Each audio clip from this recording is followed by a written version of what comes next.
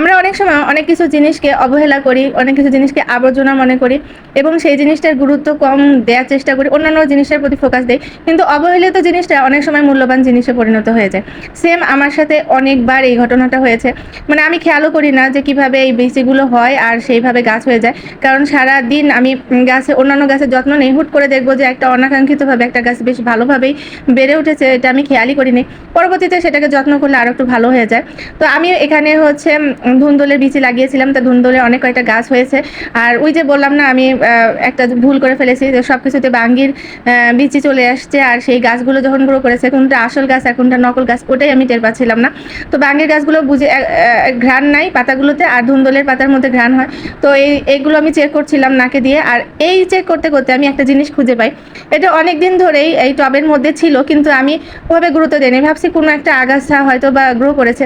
কিন্তু পাতাটা যখন আমি গাছটা আজকে উপড়ে ফেলতে গেছি তখন আমার কাছে মনে হলো পাতাটা থেকে আমি একটা স্মেল পাচ্ছি।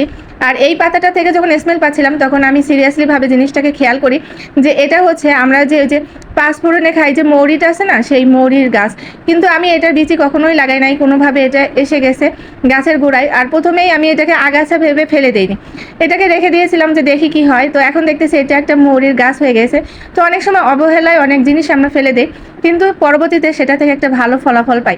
তো আমার আজকে গাছ থেকে এই অভিজ্ঞতা হয়েছে। মানে আমাকে অনেকেই মানে সাজেস্ট করেছে এটা।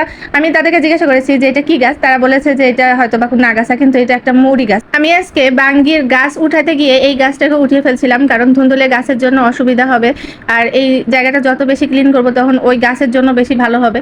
কিন্তু আজকে হুট করেই দেখলাম যে এটা একটা দরকারি গাছ হয়েছে। আর আমি এমনিতেও খালি মুখে মৌরি খেতে ভীষণ পছন্দ করি। আর আজকে আমার গাছেই হয়েছে, মানে ছাদেই হয়েছে।